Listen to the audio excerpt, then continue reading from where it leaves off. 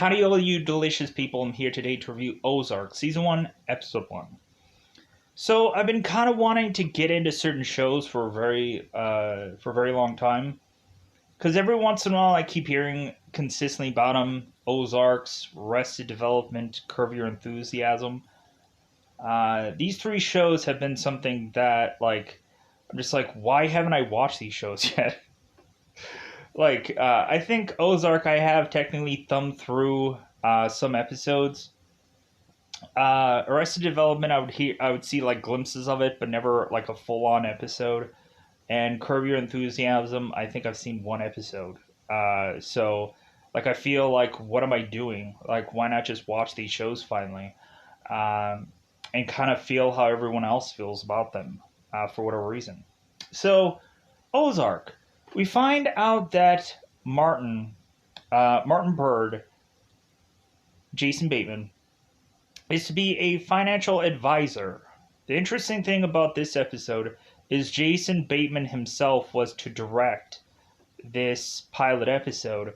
So it's kind of cool that Jason himself is kind of setting the tone for this show. And kind of setting it up how this show is to be kind of trickled down, supposedly. So we have it, of course, where Martin is to start mentioning money, and I'm kind of teeing up this episode before we actually get into real spoilers. Martin mentions money, cash, pesos, wampum. A certain combination of words that would equal to whatever your money eventually would be at some point. And so Martin goes on and he is to start saying how money could equal to something. Whether it could be happiness, whether it could be a number of things. I know in the way of which that I have lived my life and kind of heard several things going on that are to equal to money, there's some times where I've heard stuff like controversy equals cash. I've heard, of course, money is the root of all evil at some point. And I would go on and just, you would have to have it to where every single part of life, you would have to have it where there is a certain kind of money that is to need to go into everything to kind of showcase a certain kind of quality or a certain kind of something. Look at YouTubers, for example. You could go on and say it's oh, well, this guy doesn't have a mic right here. Oh, this guy doesn't have big, massive headphones. Oh, this guy doesn't have a chair that kind of can completely and utterly spill all the way back, kind of like PewDiePie does. Oh, he doesn't have an Alienware goofy chair or something or other. Oh, he's not that kind of YouTuber. And so, that kind of tells you what kind of YouTuber he is. And it's just you know what? Really, with all of that bells and whistles and flair and whatever, you have to go on and really just have any number of those kinds of people. Do they have anything valuable to actually say at some points when they go on and they do a review? Not all the time. Sometimes we have it where we, of course, have those very high-end approaches of a reviewer or whatever, and, they don't have a word edgewise to say. So, something that they could be talking about could equal to value. Really. So, thank you for either you find my words to be valuable or invaluable or whatever. So it is what it is. So Ozark. Going on into this show, I really did enjoy this kind of desperation, and also having Martin, who is to just kind of mention how much that he has gone on and sacrificed for his family, for himself, for any possible number of people that he's kind of working under, yada, yada, yada. And so Martin is all of a sudden turning around and in this episode finding out really what has gone into all of those sacrifices and how a lot of those sacrifices will go on to blow up in his face, to either literally or metaphorically in some capacities. So, like, at first, we start to think that Martin is just kind of very burnt out character. And, like, at first, we just kind of see this character as, like, oh, okay, well, like, he needs to, like, recharge his batteries and like he really needs to go and maybe like talk to somebody or something. But then we all of a sudden are to realize, like, no, like Martin has really gone on and given up a lot, maybe too much. Maybe he's even given up his sanity to just continue to just keep doing what he's doing. And I think that that is such a fascinating thing, and something as simple as a "you're welcome" is like, yeah, like you basically like destroyed my life, and I saved yours. You're welcome. And so yeah, like so within one episode, like everybody's kind of being ripped from their lives. And we are forced to go on a road trip within this episode. And we just have these characters that I think that they should have just all gone on and just all braked or snapped or run off or whatever. But they're just like, oh no, we're just gonna go and do this and just hope for the best. And really just try to sell people on something, because Martin is to be a guy who's to sell a person on something. Even if he is to put his life on it, he's going to try and do his best to sell somebody on something. So, with that said, let's just go into spoilers. Let's go into breakdown about this episode. Let's go out of our way to say that it's about that time yet again to go into spoiler time. Spoiler time. It's about that time to get to spoil Ozark. This is actually so. This is fun. It's a sad show, but it's just kind of fun and kind of refreshing to go on and review Ozark, because there's kind of a different way that I can kind of approach this via a normal set of things that I've reviewed over time, because everything else is to be like thinking about possibly how the character is going through these episodes, rather than just me going on and me just reciting everything. Like, well, hey, maybe this person is to be this at this point. Maybe that, like, it's kind of an interesting approach to things in my thought process. So we go on. We have Martin, who again is to rattle off all these names of money that has been used over time: wampums, cash, pesos, dineros, so on, so forth.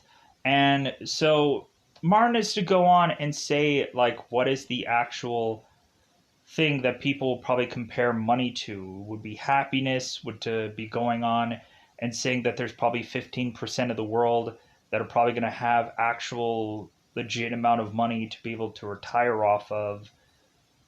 And how we go on and we break down that Martin is to say that money is to just be the measure of a man out of all of this.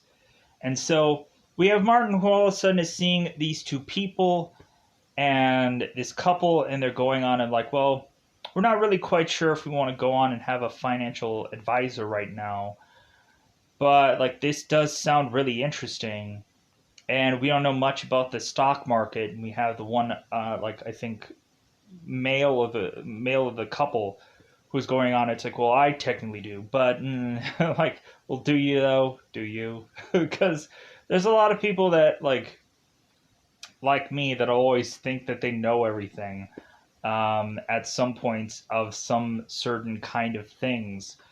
But eventually, there's always going to be that person that is just to be like, well, but do you know? Do you? There's always that person. Um, because I don't know credits names. I don't know who produced and directed every little thing. Like what year every movie came out. I have to Google search that at some points. So we go on and we have Ozark, this show, that of course we all of a sudden are to have Bryce go on and interrupt, or Bruce.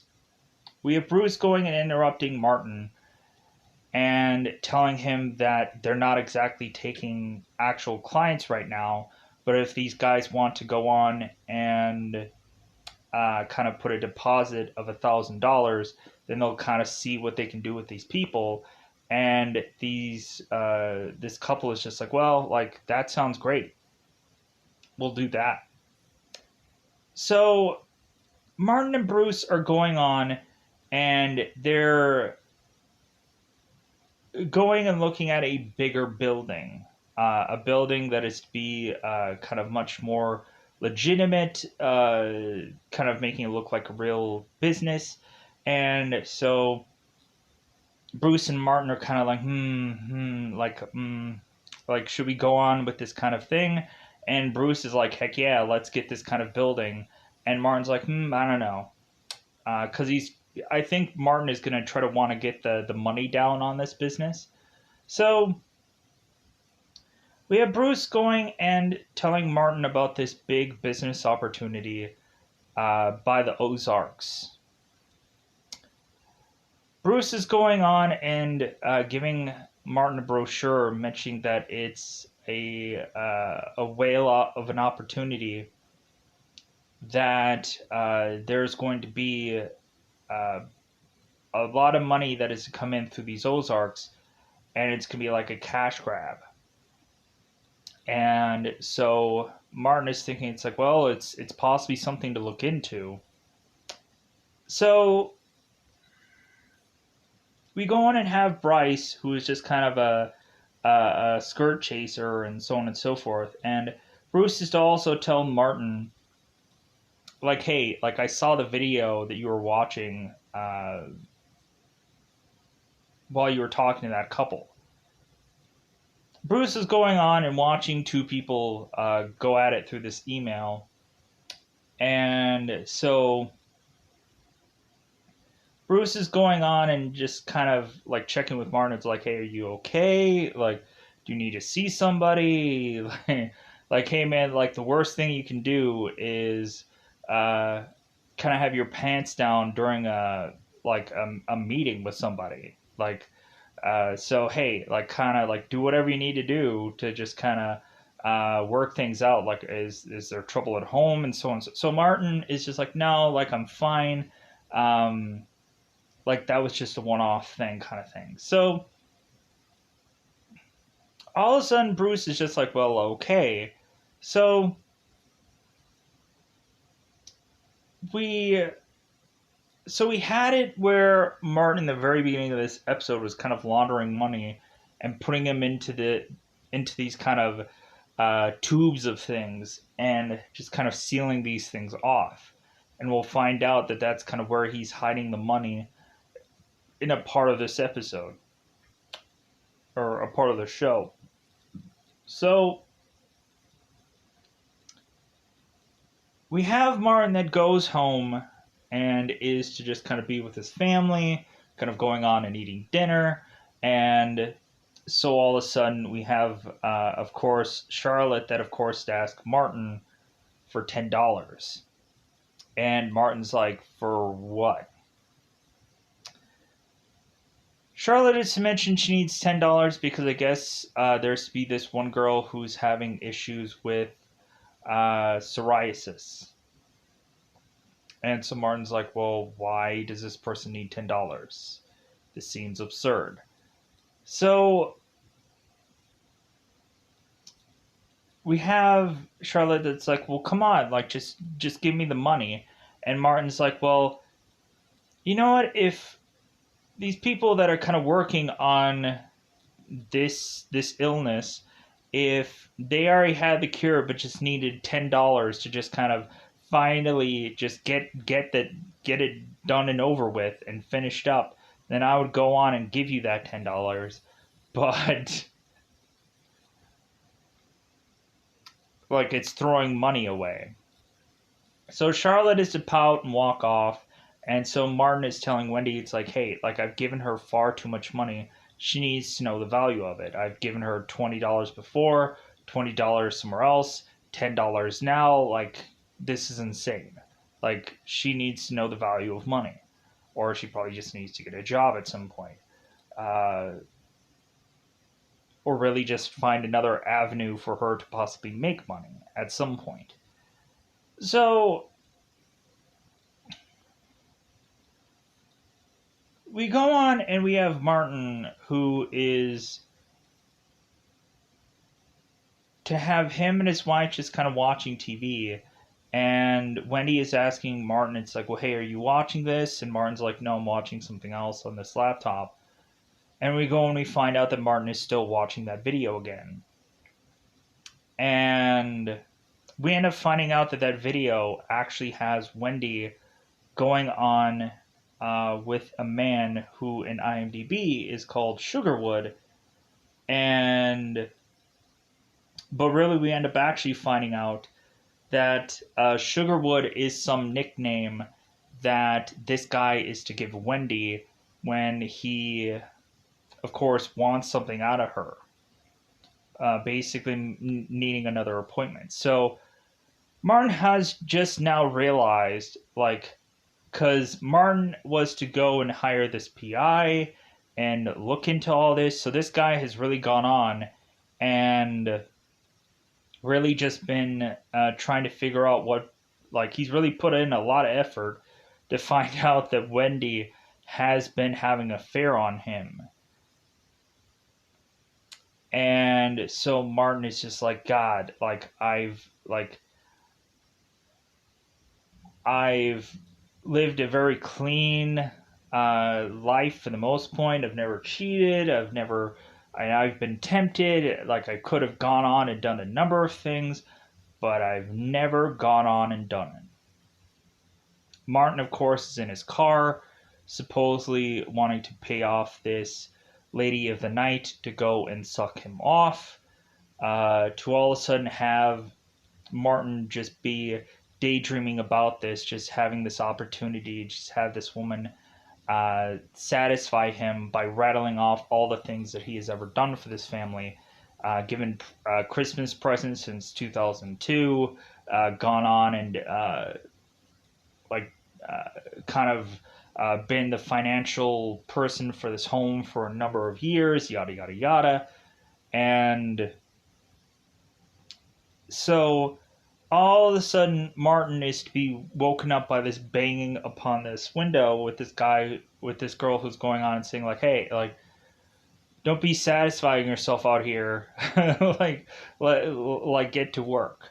So, because Martin is to technically have his pants unzipped, you can't really see anything, but I guess maybe there's a possibility that this guy is just going to continue to do this at some point, but I guess this is just to be like set into this one episode. So Martin goes and meets up with Bruce, and is of course to meet with Hanson Jr. and Hanson Sr. So all of a sudden we have these guys all together because of course Dell is to want to meet with these men, and so we find out that this company, of course, what these guys are doing is laundering money. And so Dell is just kind of walking into this place, and he is just like, okay, I'm missing $500 million. Where is it? And so the guys are going on and like, huh? Like, what? Like, how could you say this? Like, how could you go on and tell us this? Like, this makes no sense to us. Like, I'm not laundering money. Are you laundering money? I'm not laundering money. We of course have Liz, who is to be involved in this now, this civilian, this rando, and so we have Dell. When Liz was to go to the bathroom, was to shoot the door full of holes to sadly kill Liz and put her in a barrel somewhere. So we have Dell going on and having this story that he used to work in this grocery store. And so he worked in this grocery store, and there was to be this woman that had consistently worked there every single day, as if like she was to be like a part of this grocery store family. And Dell, of course, was to be working with this grocery store family because he was with this family. And so there was one worker there that used to be there every day, never fail. They used to like almost say that like she was like their aunt, and so on and so forth. And so at one point, this woman was to go on and steal $5 from them one day. And so now Dell is asking all these men, what should have they had done to this woman? What should they have done? And so one person, I think Bruce goes on and is to mention that it's like, well, hey, like, if this person had worked for you like for 10 years and you found out about this once, it's like just kind of forget about it kind of thing, or just kind of like just kind of realize that this person has been loyal to you. And Bruce is just like, I don't know. So Dell just keeps kind of asking certain people. And so we have it where Martin's idea is that Dell is just trying to fish for something. Like, he's just trying to figure out like how a certain portion of his money is all of a sudden disappeared or gone or magically whatever. And he has to figure out how that is happening. And so he's just coming to everybody and possibly wanting to know how that had happened. And so Martin is kind of pointing to the fact that it's like, well, hey, you have a number of like unloyal characters that are drug dealers and a number of other things that could actually be the culprits that could have been stealing from under you for a very long time. And why is it all of a sudden you're turning to us, which doesn't make the most sense? So we go on and we have Dell, who's taking all these guys out, and we all of a sudden see Liz now being shoved in this barrel. So Dell is kind of taking all these guys outside, which doesn't exactly make sense to me, but I guess it's like, hey, less to clean up, I guess. So I guess with like a carpeted place or something or other. So we start to have Dell start to go on and shoot these people one by one. We have, of course, Hanson Sr., who gets shot, and then Hanson Jr. gets shot right after him, because Dell is to say, like, no father should watch his son get killed. And so Dell kills Hanson Sr., and then, like I said before. So, excuse me. So, we then go on and then are to try to figure out who is the culprit here. And so Bruce is to go on and say that, like, yeah, he did it. It was him. Because Bruce doesn't really have a family, or he doesn't really have anything attached or tied to him. And so Bruce is to go on and say that he had taken $800 million from him for a very long time from Dell without him realizing it. And then Dell is to kill Bruce, shoot him in the head, and then Bruce falls over. So now it comes down between Dell and Martin. And so Martin at this point is like pleading for his life, just saying like, hey, can I just send a message to my kids? Like they're sleeping, but I just want to send them one message, just kind of tell them that I love them before you shoot me. Like, please, can I just do that? And Dell is like taking Martin's phone. And he's like, no, no. So we go on, we have Martin who's continuing to just beg for his life, going on to then uh, say like, hey, like I have this business opportunity. Like you want me to go on and kind of launder your money for you. I can still do that. I can still make you the money back that you need. And so we have Martin feeding Dell the line of which that Bruce was feeding him before about the whole Ozarks. And we, of course, justify that Dell will have to go on and consistently be taxed and consistently be kind of losing more and more money if Dell is doing the way that he's doing. And so supposedly Martin's idea is to kind of save Dell like a lot of hassle from FBI agents and all this kind of rigmarole. And so Dell is just like, okay, so I want you to get $800 million, however, by any means possible, and then I want you to sell your house and move to the Ozarks. And I want you to do that like within like 2 days. Get everything together, and I better see a for sale sign on your house, and you better be going to the Ozarks. So we now have Martin scrambling, and he's telling his secretary that this business is to no longer be an existing thing, and that he's just telling his secretary, it's like, hey, you were great, but like goodbye. And so we go and we have Martin who's just scrambling and like telling all these banks to just give him all this money, and they're like, well, hey, like we can't give you that kind of money all at the same time. Like it doesn't make any sense. And so Martin's like, hey,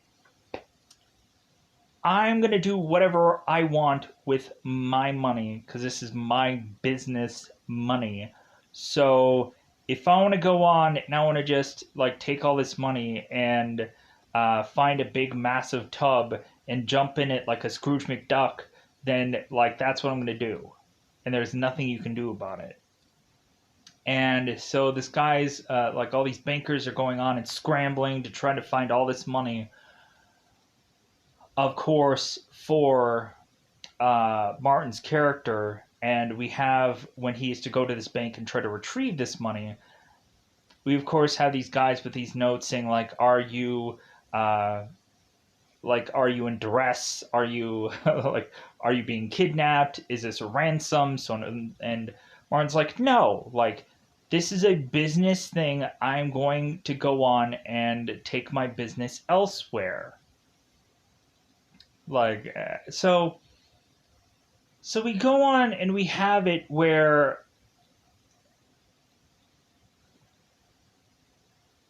we have Martin that is of course telling his wife all of this, and he's telling them like, hey, we have to leave, like pack your take some days off of school, do whatever you need to do to just let's go. I have to leave now. Like, we have to do this, or we're going to die. So Wendy is running off to get some more sugar wood, so to speak. And so Wendy is going on and telling her affair lover what is all going on. Verbatim. Everything. And so this guy is going on and saying like, oh my God, Like, you need to just go and, like, take every single cent from your checkings and savings and just run. Like, because it feels like this guy is going down in flames, and, like, you're, like, probably going to go down with him. So you need to run. So all of a sudden we go on, and we have Martin, uh, who is going to this private eye. And so Martin is talking to this private eye, talking about the affair, talking about the Sugarwood thing, how it's kind of a nickname for this girl. So we go on and we have it where the private eye is kind of telling Martin, it's like, well, hey, like, technically, I'm sure right now she'll probably be with this guy because it's Thursday, and since this woman likes to be consistent, I'm sure she's going to be with this man right now. And so in Martin's head, like, shouldn't she be like scrambling at home trying to get everything organized, but still she's going on and trying to be with this man. And for everything that Martin has gone on and done. So we all of a sudden have Martin who's going to make it to this hotel room to talk to his wife and this affaired lover, where I guess Martin is to now just confront her about all of this. We all of a sudden have somebody kind of cut him off. Dell all of a sudden is calling, of course, Martin, because Martin is to make it to this hotel building, and the man who was to go on and call Wendy Sugarwood is now to be uh, on the ground floor. And not via an elevator, not via a staircase. This guy has fallen to the ground floor of this place. And Martin has seen the body, and he's getting back in his car and driving away. All of a sudden, for Dell to go on and talk to Martin through the cell phone, saying that, hey, like, your wife must evidently know what all is going on, because it seems that she is to empty out your checking and savings accounts, and it seems like she's going to possibly be going on and running off. So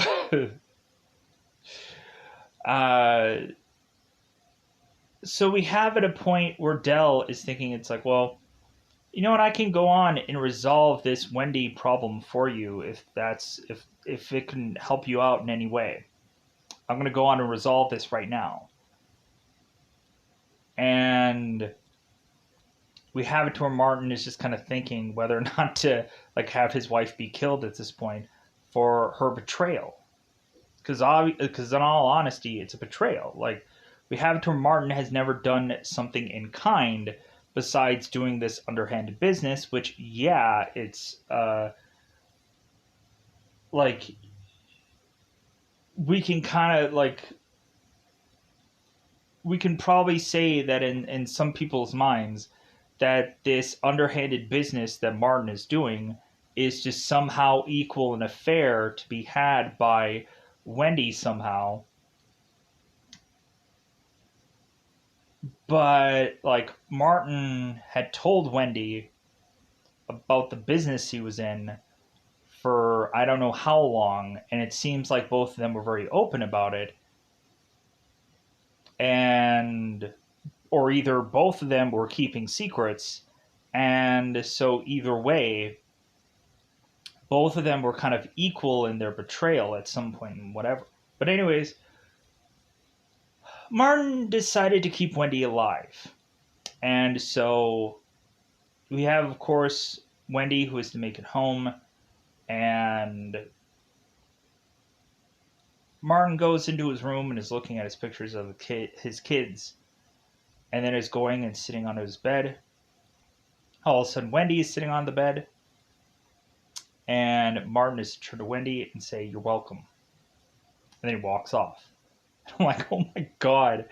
It's like, yeah, you could have been dead, but I saved you.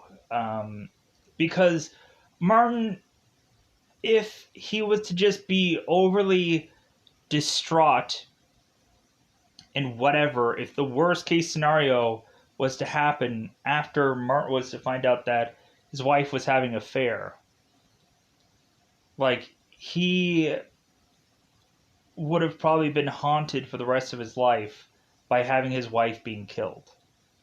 The Sugarwood guy was somebody he didn't know, so that's kind of a lesser thing on his conscience.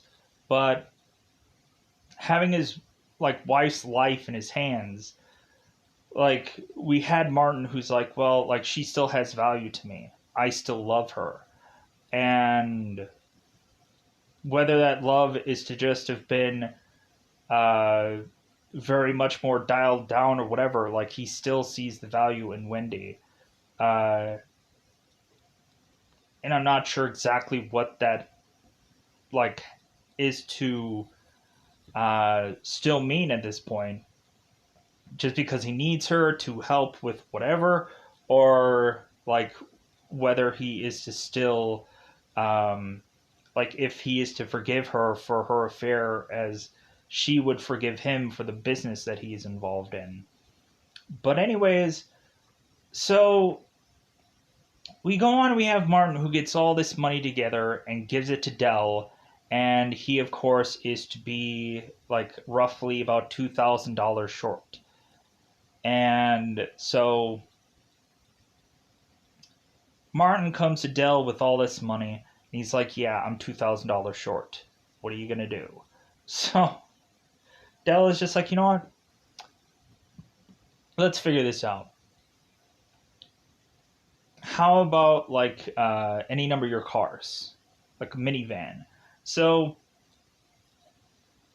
we have it where one of Martin's cars is like $27,000, and so uh, Dell is like, okay, well, how about this? I go on and I take your minivan and I lease it out to you for like $1,000 a month.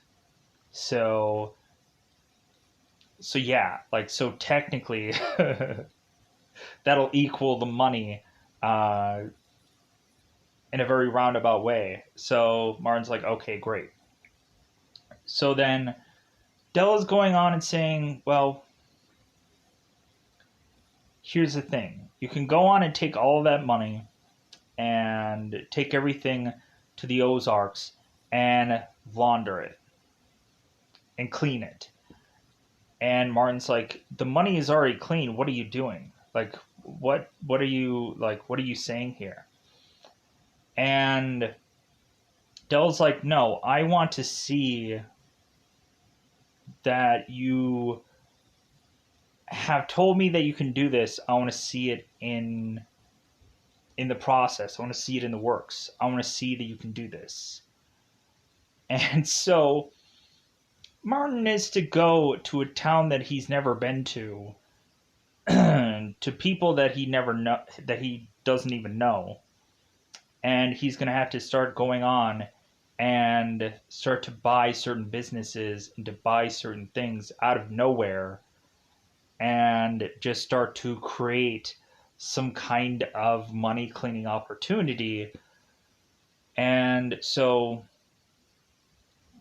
Martin is just like, okay. So he goes on and he's taking his family to this road trip to the Ozarks. And so once he starts to actually make it there, we have Martin who's telling his wife that he's going to pull over to take a whiz. And he goes on instead to just kind of have a little bit of a breakdown and is to just either apologize to himself, apologize to God, or just apologize to maybe any of the people that he had to have see die within the last X amount of minutes of this show. Apologizing to possibly everybody how this could have gone wrong so badly. Maybe even apologizing to himself at some point still. So, all of a sudden, Martin is to have his family all come out of this out of their vehicle to kind of look around at the Ozark and just be like, wow, like this great open area. Like, wow, what a beautiful sight. And that's how they kind of like finish off with this episode. And so, with that said, I think I'm going to be finishing off with this review. Thank you for watching anything that I do. Thank you for helping out in any way possible, which is to just be a part of this. Thank you. I really do appreciate it. Um, yeah. So I'm going to get out of here to go on and do some other reviews for today. So thank you. Bye, everybody. Bye, everybody.